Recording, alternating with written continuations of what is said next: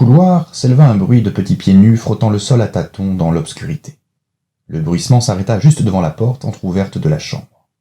Samson s'extirpa péniblement de son demi-sommeil. Il jeta un œil au radio-réveil qui affichait 1h17. De l'autre côté de la porte, il entendit des sanglots, puis un filet de voix timide qui l'interpella. « Papa! Papa !» Bien que Samson ne fût pas son géniteur, mais Arthur l'ignorait, le garçon l'avait toujours appelé papa. Samson alluma la lampe de chevet, qui lui brûla les yeux comme une projection de sable. Il se frotta les paupières et sortit du lit au ralenti. Lorsqu'il tira la porte, l'enfant lui empoigna la main et la serra. « Qu'est-ce qui se passe, Arthur ?»« J'ai fait un cauchemar, papa, » souffla-t-il, la mâchoire contractée. L'enfant semblait terrorisé. Samson regretta de lui avoir lu l'histoire de Brisarka la sorcière au moment du coucher. Celle de Gary le mécano l'aurait sans doute moins impressionné. Arthur pendut à son bras, il avança dans le couloir et alluma la lumière, puis s'accroupit en attirant le gamin dans ses bras. Contre sa poitrine, il le sentit se détendre, mais son cœur cognait encore fort, et il était brûlant. « Est-ce que je peux dormir avec toi, papa ?» Samson répondit fermement. « Non, non et non, jeune homme, il faut que tu dormes dans ton lit. Tu es grand, tu as 8 ans. » Arthur soupira. « J'ai rêvé de maman, » murmura-t-il. « Un monstre l'a dévorée. Ensuite, il mangeait Emilia et te faisait du mal à toi aussi. Et où étais-tu, toi, dans ce cauchemar ?»« Je me rappelle plus. » Samson observa l'enfant. Il avait le teint pâle, ses yeux étaient irrités et gonflés. « Bon, je veux que tu chasses immédiatement toutes ces vilaines choses de ton cerveau. À l'heure qu'il est, maman est à la maternité et dort avec Emilia. Ou alors peut-être qu'elle est en train de la faire téter, rectifia-t-il en souriant. Tu te rappelles d'où viennent les cauchemars ? De l'imagination, fit Arthur. Exact. Tout s'est passé à l'intérieur de ta tête, mon chéri. Rien de ce que tu as vu n'était vrai. Tu es inquiet parce que l'arrivée d'Emilia à la maison va changer beaucoup de choses dans notre quotidien. Mais c'est normal que tu te demandes comment ça va se passer. Nous ferons au mieux pour que tout le monde se sente bien ici. Allons, ne te tracasse pas. Maman et ta petite sœur vont bien, elles ne courent aucun danger, et moi non plus. Tu peux te rendormir tranquille, le rassura-t-il en le guidant jusqu'à sa chambre située à l'autre bout du couloir. Arthur s'allongea et étreignit son père assis sur le bord du lit. Au bout de quelques minutes silencieuses, il déposa un baiser sur sa joue mal rasée. « C'est bon, papa, tu peux y aller, dit-il. » Samson se leva. « Je laisse ta porte ouverte, Arthur, et celle de ma chambre aussi. Repose-toi bien, et fais de beaux rêves. » Samson s'enferma dans sa chambre et releva les stores. La nuit était calme, le ciel étoilé. Dans le jardin, les feuillages étaient agités par une légère brise. Samson contempla un court moment le disque luisant de la lune aux reflets roux et lorgnait en direction de l'hôpital situé à quelques rues et dont on apercevait la silhouette massive en forme de tripode surplombait les autres bâtiments. Il soupira, puis il attrapa le téléphone sur lequel il composa un numéro griffonné sur un morceau de papier. « C'est moi, ma chérie. Je te réveille ? Désolé, mais c'est important. »« Oui. Comment ça va ? Et Emilia ? » ?»« Bien. Écoute, je n'ai pas beaucoup de temps. C'est à propos d'Arthur. »« Non, il va mal. Je crois que c'est pour cette nuit. »« Oui, tous les signes sont là. Oui, je te dis, la fièvre aussi. »« Oh non, ne pleure pas, Laura, non, je t'en prie. »« Non, moi non plus, je ne me le pardonnerai jamais, mais on n'a pas le choix.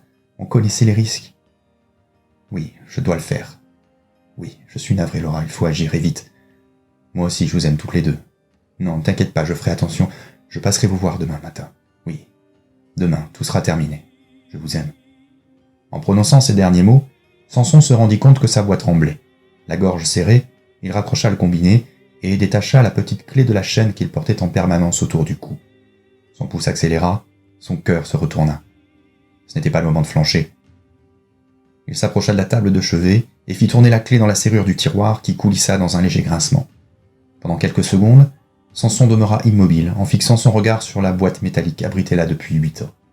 Au bord des larmes, il respira un grand coup et la saisit avec précaution pour la déposer sur ses genoux. « Ne pas flancher », pensa-t-il en soulevant le couvercle. Arthur évita de repenser aux images terribles qu'il avait vues en rêve. Les cauchemars, il en avait déjà fait comme tout le monde, mais celui-ci avait le don de l'oppresser, lui donnant l'impression angoissante que son sang n'était rien d'autre que du fromage blanc glacé. Surtout, il se sentait coupable de n'avoir rien pu faire dans son rêve pour empêcher le monstre de massacrer ceux qu'il aimait le plus au monde. Sa mère, son père, sa petite sœur. Le cauchemar d'Arthur était-il le signe qu'il s'inquiétait pour l'avenir, comme le lui avait expliqué son père ? Avait-il peur d'être délaissé par ses parents ? Était-ce de la jalousie ? Pourquoi ne pouvait-on pas contrôler ces choses qui se passent dans le cerveau ? C'était injuste. Il s'imagina sa mère donnant à manger à Emilia, et cette vision apaisa un peu son esprit. Mais pas pour longtemps. Au fil des minutes, il sentait grandir en lui une violence extrême, quelque chose qu'il n'avait jamais connu, pas même lorsque les 3 frères Parzin l'avaient attaqué sur le chemin de l'école pour le battre et lui voler son goûter.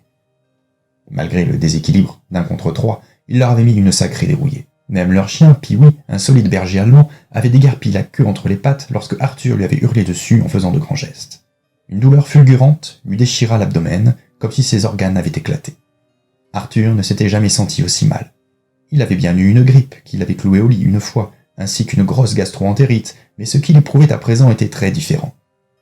Sa respiration se faisait de plus en plus difficile, il sentait une chaleur intense bouillonner dans son corps et l'engourdir totalement.